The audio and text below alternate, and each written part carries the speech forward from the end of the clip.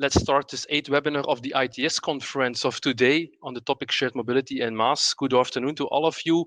Hope you enjoyed the opening of the conference, first webinars, and also the live booths of the last hour. Let me say it like that. We have now for you the most attractive 30 minutes of this conference with a very promising program. It should be a very popular session. I've been told this morning that normally more than 100 participants should attend this 8th webinar. So why? Because I believe this is a very promising program. We have, first of all, Martin Lefranc and also Kimberly Van Damme. Martin Lefranc is a smart mobility expert at Brussels Mobility. And with ITF, Brussels Mobility is working towards a smart mobility, a mass regulatory framework, I have to say. And these are very recent developments. And he will share his current status and the next steps with all of us. He will do that together with Kimberly Van Damme, who is policy officer for the Flemish Department of Mobility and Public Works. And she did the same as Martin and had also some intense months working on a mass regulatory framework for the Flemish region. And she will also share with you the latest update on this. The next speaker will be Julien Matagnin. I'm very happy that we have also a member of parliament in this conference. Julien is member of the Walloon Parliament, one of the founders of the decree on free-floating bicycles in Wallonia, and also he will share his viewpoints on the next steps for this and also for other regulations. And finally, we have Wim Michiels from Anyways, who works as a consultant for the city of Hasselt on creating mobility credits for their inhabitants. I have two asks for you. We have good topics to discuss, but also limited time. So please make use of the meeting chat for all your questions. And at the end of the webinar, that's my second question to you, you will have the opportunity to vote for the most impactful solution that has presented to you the next 30 minutes.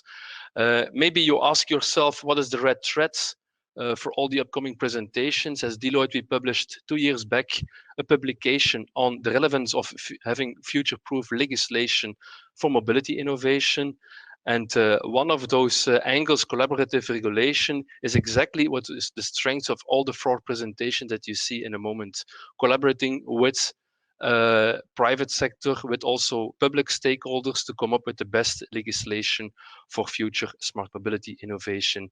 Having said this, happy to be your host together with another Stijn Vernijen from the city of Antwerp.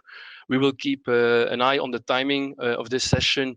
And having said this, I would like to give the floor to the next and the first presenters of this afternoon, Kimberly and Martin. The floor is yours. Thank you very much, Stijn, and good afternoon, everyone. I'm going to share my screen.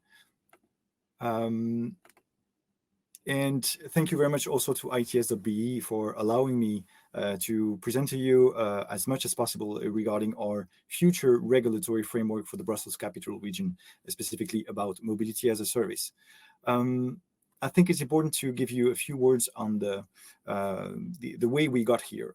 First of all, it was about 2 years ago we applied for the structural reform support program by the European Union, and specifically DG Reform. We basically sought for help and guidance for us to define a regulatory framework for mass here in Brussels. And we got selected. Very fortunately, and the project was carried out for the past 15 months. I would say, carried out by the International Transport Forum and their experts, which has tremendous added value for us. And all of this was at the benefit of the Brussels Capital Region. I think it's important to mention that because that means that we were not direct clients, let's say. So we had neutral financing and neutral external point of view to analyze the local context and make recommendations for development of mobility as a service that were absolutely on point and relevant for us. And along the way, we also consulted more than 100 stakeholders. And I believe some of these 100 stakeholders are here in the audience. So I would like to take the opportunity to thank you all very much for your very, very valuable input. It was very much appreciated. I don't have much time today, so I won't be able to get very much into detail. So I strongly advise you to have a look at this link, this website, where you can download the executive summary of the report. The final report will be published later this year.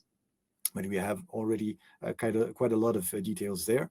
I can also, if you have an hour and 17 minutes to spare, there's also the video of the dissemination event that took place earlier this month. But let's talk about mobility as a service, of course. MaaS is not an application, or at least it's not just an application. It is from a consumer perspective, but from a regulatory perspective, MaaS is way more than just an application. It is a MaaS ecosystem. We hear the word very often. And this ecosystem is made of different parts, of course. We have on the one side mobility operators, basically the wheels on the road that allow for people to move around the city or any other environment. And we have these new players, the MaaS providers, who aggregate some of these services and operators to kind of create a miracle recipe that would attract enough consumers to change their behavior in terms of mobility. And the regulatory framework actually has to define some rules or some ways in which these players interact between each other. So that's where we actually intervene on this kind of relationship between the actors and the players of the MaaS ecosystem. And the project, together with IETF, ended up in 11 recommendations. And it's going to be 100 pages final report. So I will be very quick to browse through these recommendations. But they basically gravitate around 3 axes. The first axis is to enable the creation of a MaaS ecosystem. Second is to facilitate an efficient and equitable market. And third is to manage mobility outcomes. On this first axis, which is enabling the creation of a MaaS ecosystem, the first recommendation is to regulate mobility operators and MaaS providers separately. We already have some mobility operators regulations that are mode specific, but these new players, the MaaS providers, are basically new players. It's a new job, so the rules have to be slightly different, and it's important to regulate it differently because the stakes and the job is very much different from one side to the other. Second, adopt an explicitly pro-competitive approach to MaaS in policy and legislation. As we probably know, the commercial viability of MaaS in any context remains very unclear and unsure, as does the nature of the MaaS service users want to see. So the potential for a MaaS model will be maximized by competition and innovation in the market. So that means we will have an open entry market, or at least as open entry as possible. Third recommendation, clearly establish the status of MaaS providers via a licensing scheme.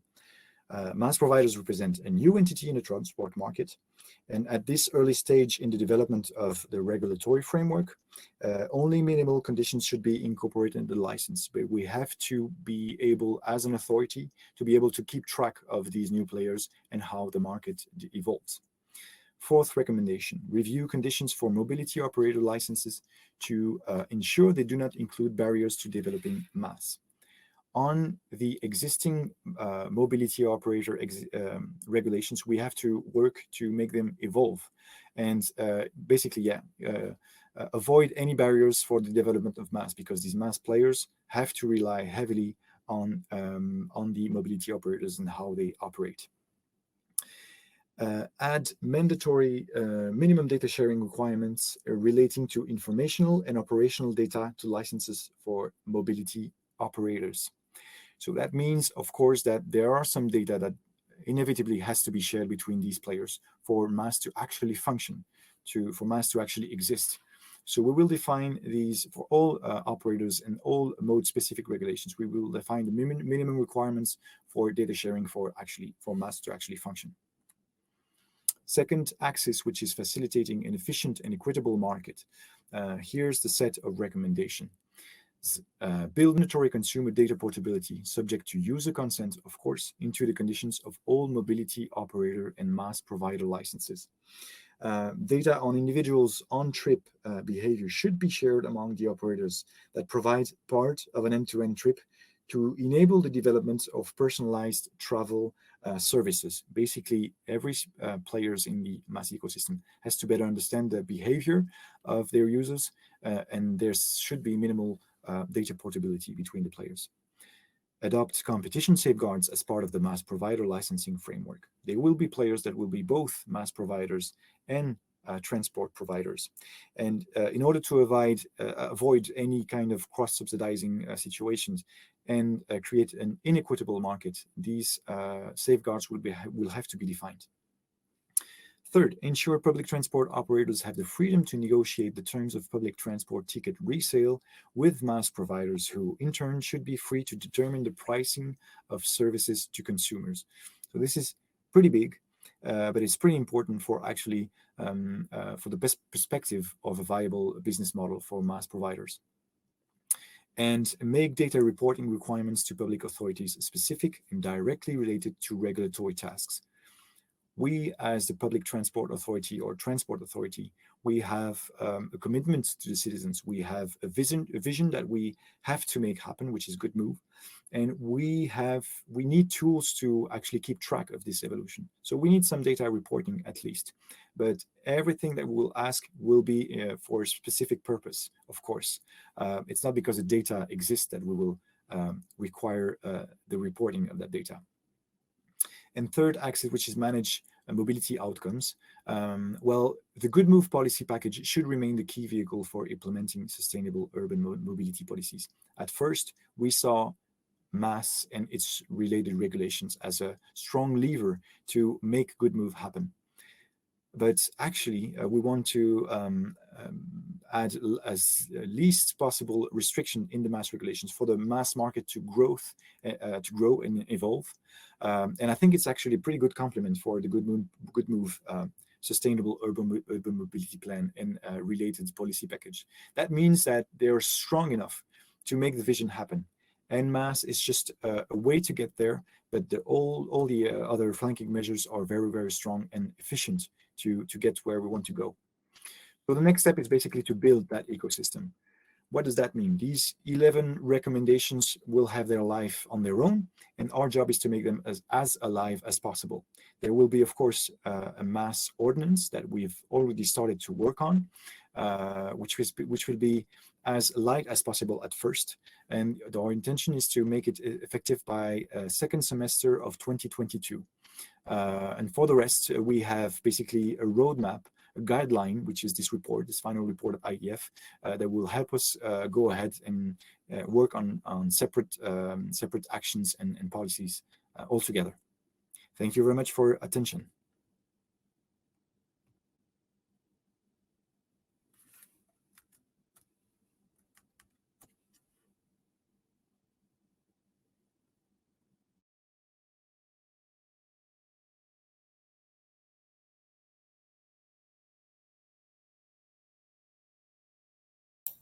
I forgot to turn on my microphone. I think this will be better. Okay. Today, thank you for the invitation. I will tell you more about the Flemish MaaS Agreement framework. In Flanders, we have a new mobility strategy called Basic Accessibility. And with Basic Accessibility, the focus is on optimizing the use of available resources and on a demand-oriented system. So this means that the mobility offer is better adapted to the mobility demand. And this way we can avoid, for instance, overcrowded trains on busy axes and empty buses in residential areas. And this way have an efficient use of mobility offers and financial resources. Now, basic accessibility also means that users will have to combine different transport modes to reach their destination, also called combi mobility. And to realize commobility and to make it as easy as possible for users to combine different transport modes, MaaS can be seen as a digital leverage. Now, MaaS requires cooperation between several public and private actors, also called the MaaS ecosystem. On the left of the slide, you can see a schematic figure of the MaaS ecosystem. The ecosystem's core business consists of customers or users, MaaS providers, transport operators, local governments, and data providers. Now, these 5 MaaS actors are the motor of the ecosystem, and these actors were brought together by the Flemish government in a co-creation process. Why? As mentioned before, MaaS can be seen as a digital leverage to make it as easy as possible for users to combine different transport modes. Now, how? From an early stage on, these 5 MaaS actors were actively involved in the co-creation process where we wanted to gain trust and understanding through open dialogue. And the aim of this co-creation process is the Flemish Maas Agreement Framework. Now, to gradually come to a Flemish Maas Agreement Framework, we want to work with a cyclic participation process that runs over several years. In 2020-2021, the focus of the first participation cycle was a Maas Maturity Level 2, so integration of booking and payment. So in other words, this is a one-stop shop where users can plan, book, and pay a single trip. How did the co-creation process work? In the first phase, stakeholders were informed and stimulated to participate in this co-creation process. There was an online questionnaire with the 5 core stakeholder groups to inform, but also enthusing all these stakeholders, and to collect topics that are important to include within an agreement framework on Maas. And in October 22, an online kickoff was organized for all stakeholders. In the second step, we took time to connect within stakeholder groups, because the actors within stakeholder groups are often colleagues as well as competitors. It was important to also explore each other's interests and concerns to enhance trust within these stakeholder groups. Now, during these meetings, they also did some preparatory work for the writing groups. So after first and second phase, 3 writing groups were organized who worked on 3 different topics, the topics you can see on the slide. Now, in each writing group, there were actors of different stakeholder groups. Now, after 3 writing sprints, we call it sprints, each writing group delivered input that was together by an editorial team into a proposal of a Flemish Maas Agreement Framework. From half May to half June, there was a public review in which all actors of the Maas ecosystem could give feedback on this proposal. And we received approximately 90 comments, suggestions, etc., which were discussed by the editorial team. For the moment, the editorial team is now finalizing framework. The proposal of the Flemish Maas Agreement Framework has a following structure. Because the framework is not final yet, I can go not really into detail about the content, but I will give you some examples and also the structure. First, we have the introduction that situates this framework and clearly puts that in this first participation cycle, basic agreements were made that form the starting point of a Flemish Maas Agreement Framework. The second chapter focuses on the why of this Flemish Maas Agreement. The 2 main topics here are sustainable combi mobility and a well-functioning market. The third chapter describes a few principles. For instance, one of the principles is that the user is central. Another principle is about the value proposition of the actors within the Maas ecosystem. Then fourth, we have engagements. Here we make a distinction between first, engagements of Maas providers. For instance, Maas providers guarantee a transparent view of all transport operators. Engagements of transport operators. For instance, one of the engagements here is that a product development exercise will be started to make the ecosystem viable. Engagements of local governments, for instance, flanking measures will be taken to support the development of the Maas ecosystem. And then we also have engagements of all actors. These mainly relate to data. For instance, there's an engagement to use existing standards, such as Oslo, as reference. And there's also an engagement to establish a data governance framework in which the rules for data exchange will be determined. In the final chapter, Paul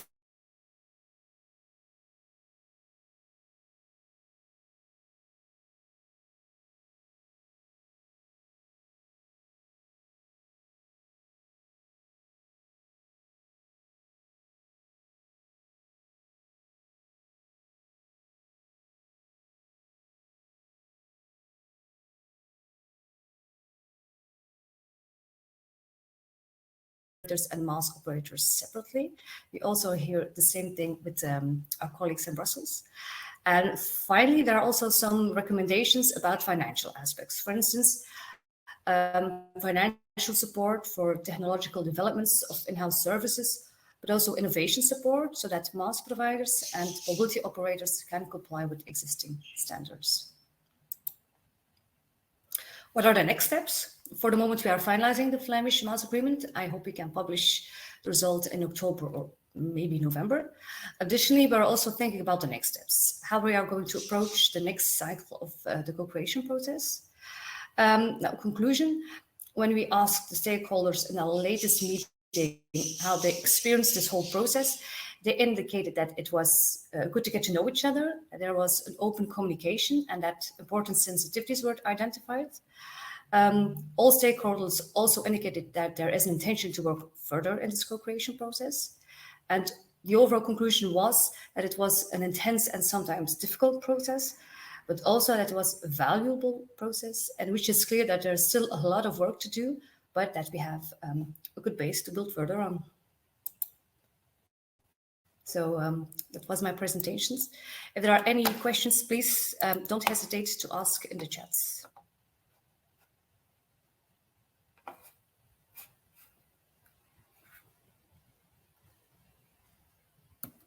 Thank you, Kimberly. Next presentation will be Julien Matagne. Julien, can you share your screen, please?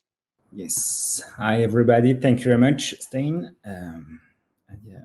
Merci beaucoup, en tout cas, de nous donner l'opportunité de présenter ce nouveau décret sur le Free Floating Bicycle en Wallonie, qui est inspiré de ce qui se fait déjà à Bruxelles. Je m'excuse pour la présentation en français. Je ne suis pas vraiment très à l'aise en anglais, mais n'hésitez pas, si vous avez la moindre question, googlisez mon nom, écrivez-moi sur Facebook, sur LinkedIn, on répondra à toutes vos questions avec le plus grand des plaisirs. Next, please. Donc voilà, le contexte en fait, c'est que nous avons observé un développement des cycles en flotte libre dans l'ensemble des grandes villes européennes et puis par ailleurs aussi d'abord à Bruxelles et à Anvers. Nous avons pu constater de belles évolutions en matière de mobilité, mais aussi de gros inconvénients sur le terrain. Petit à petit, les trottinettes ont débarqué en Wallonie et notamment à Charleroi, à Namur, à Liège ou encore à Ottignies-Louvain-la-Neuve. Et donc, nous avons jugé utile d'offrir un cadre légal autour du free floating parce qu'il n'existait pas de cadre légal, en tout cas pour la partie Wallonie. Next, please. Et donc voilà, on constate évidemment une nouvelle manière de se déplacer dans nos grandes villes pour l'heure. C'est un véritable succès en termes de liberté, de rapidité, de facilité d'avancement dans la ville. On constate de plus en plus que certaines lignes de bus sont délaissées au profit des trottinettes ou encore des vélos ou des scooters électriques en free floating. Et donc, c'est vraiment une bonne avancée pour la mobilité. Mais en parallèle, nous avons constaté que dans le paysage des grandes villes, ça pouvait poser plusieurs difficultés, et notamment avec d'autres usagers faibles, à l'instar des piétons, bien évidemment. Et donc, on a vu que des trottinettes, par exemple, étaient garées en travers des trottoirs, sur les passages pour piétons, dans les abribus, ou en tout cas, parfois étaient mal utilisées, parfois il y avait même de la délinquance. Et donc, on a voulu remédier à ces problèmes, ou en tout cas offrir un véritable cadre qui permettait aux opérateurs qui mettent en location ces véhicules en free floating et aux villes de vraiment mieux communiquer et mieux travailler ensemble. Next, please. Alors au départ, les villes, en l'absence de cadre légal, ont dû fonctionner avec un système de charte qui a globalement bien fonctionné avec les opérateurs, mais qui ne permettait pas d'avoir de sanctions en cas de problème. Et nous avons contacté le secteur et nous avons compris que le secteur était véritablement demandeur d'avoir un vrai cadre légal, des vraies règles, mais claires, des règles particulièrement claires, afin que les opérateurs puissent s'installer dans les différentes villes wallonnes, notamment, avec une démarche entrepreneuriale claire et un business plan vraiment performant. Next, please. Et donc, pour permettre d'abord à ces opérateurs de s'installer, nous avons jugé utile d'établir quelques règles de base parce que nous avons observé dans certaines villes européennes qu'il y avait une forme de jungle urbaine dans l'usage des trottinettes et en tout cas dans la manière dont certains opérateurs fonctionnaient, notamment pour récupérer les trottinettes la nuit, pour faire le rechargement des trottinettes. Et donc voilà, nous avons voulu vraiment offrir un cadre légal qui permettait d'offrir une sécurité à la fois aux utilisateurs, à la fois aussi aux personnes qui travaillent pour ces opérateurs. Et donc, tout commence par 4 critères pour obtenir une licence. Ces 4 critères, c'est offrir une assurance aux utilisateurs, utiliser des véhicules à énergie renouvelable pour ramasser les trottinettes et tant qu'à faire pour les recharger, offrir des conditions de travail saines aux personnes qui travaillent pour les opérateurs, dans la mesure où parfois à Paris, on a vu que des juicers rechargeaient les trottinettes la nuit dans leur appartement. Nous, on ne veut pas ça, on veut des conditions de travail saines pour les employés. Et puis par ailleurs, une communication des data, parce que les data, comme vous le savez, ont une importance capitale aujourd'hui dans le bon fonctionnement de notre société. Alors évidemment, ce n'est pas pour les monétiser, pour les valoriser, mais bien entendu pour améliorer l'infrastructure publique, et nous aurons l'occasion de revenir là-dessus plus loin. Ça, la licence, c'est le gouvernement wallon qui l'octroie. Et puis, par ailleurs, il y a des conditions d'exploitation qui peuvent être déterminées par les villes et les communes. Ces conditions d'exploitation, c'est en accord entre les opérateurs et les villes. Et ça peut, par exemple, être le nombre de véhicules qu'il est possible d'installer sur l'espace public, les zones de chargement à prioriser. On sait que ce n'est pas toujours facile. Est-ce qu'on peut revenir sur le slide précédent? Excusez-moi. Donc, les zones de stationnement, par exemple, on sait que le free floating, il n'y a pas de zone de stationnement, mais parfois, il y a des zones qu'il est plus facile d'opérer. Et puis, enfin, de la prévention sur la sécurité routière. En Belgique et en Wallonie, il n'est pas obligatoire de porter un casque pour rouler à vélo ou pour faire de la trottinette, mais c'est comme au ski, on a vu que ce n'est pas obligatoire non plus, et depuis 5 ou 10 années, on voit que de plus en plus de skieurs portent un casque, et on imagine qu'avec les trottinettes, ça va être la même chose, et donc on essaie d'éduquer les utilisateurs à avoir les bons réflexes et les bons comportements. Et puis par ailleurs, il y a une certaine forme de sanction, si les critères de licence et les conditions d'exploitation ne sont pas respectés, eh bien les villes peuvent évidemment suspendre l'activité des opérateurs. Next, please. Alors, l'objectif du décret, évidemment, c'est certainement pas de freiner le développement des micro-mobility, mais bien sûr de booster l'usage des trottinettes. Et comment le booster? En empêchant qu'il y ait des conflits entre les différents utilisateurs de la chaussée. On ne veut plus que les usagers des trottinettes aient des conflits avec les piétons, avec les cyclistes, avec les voitures, avec les bus. Et donc, vraiment, notre objectif, c'est de booster l'usage des trottinettes, bien sûr, mais aussi des vélos et des scooters électriques en mode partagé. Pourquoi? Parce que nous pensons que c'est un moteur de développement entrepreneurial. Comme vous le savez, la Wallonie n'a pas une économie florissante pour l'heure, et je le regrette évidemment. Et nous aimerions encourager bon nombre d'acteurs à entreprendre en Wallonie. Et évidemment, si ça peut se faire sur l'ensemble des régions du pays, c'est encore mieux. Mais donc, on voit vraiment en cela un moteur de développement entrepreneurial. Assurer une cohabitation harmonieuse entre les différents utilisateurs de la chaussée, je l'ai déjà dit, c'est vraiment important qu'une trottinette ne devienne pas un obstacle, en particulier pour les personnes à mobilité réduite qui utilisent notamment les trottoirs. Et puis, pour optimiser les infrastructures publiques, on l'a vu plus haut, en vue d'obtenir une licence, il faut que les datas soient communiquées aux villes et communes. Ces datas vont servir à observer les flux de déplacement des utilisateurs en free floating et de permettre finalement que les instances publiques, les villes, les communes puissent investir intelligemment dans des pistes cyclables, dans du parking, dans de l'éclairage pour sécuriser certaines lignes qui sont propices aux déplacements nocturnes. Et donc, nous pensons que les datas vont nous permettre vraiment d'optimiser notre infrastructure publique et de rendre finalement les déplacements meilleurs, plus sécurisés, plus efficaces, plus performants. Voilà, c'était une brève présentation, évidemment, puisque nous n'avions que 5 minutes, mais encore une fois, nous restons à votre entière disponibilité pour répondre à l'ensemble de vos questions. Vous trouvez nos coordonnées ci-dessous, et si vous googlisez ou Facebook ou LinkedIn, as you like, nous sommes disponibles. Merci beaucoup.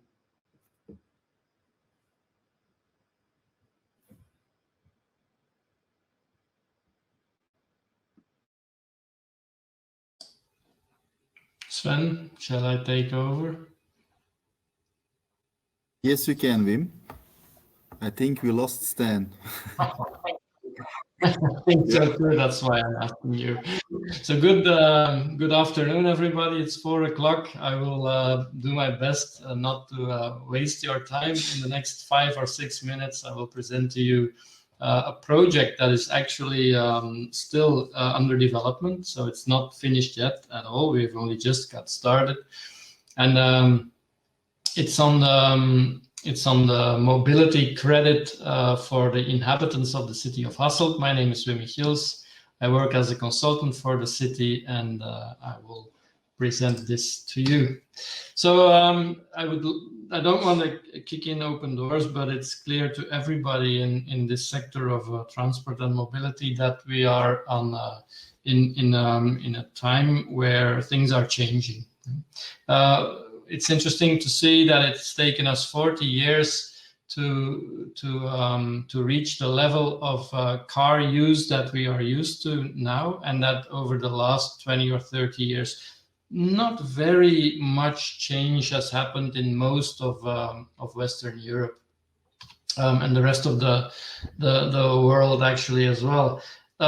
So if I say that we want to change things and the point where we are right now is not really satisfying anymore with cars, then that change we feel can best start in the center of the city.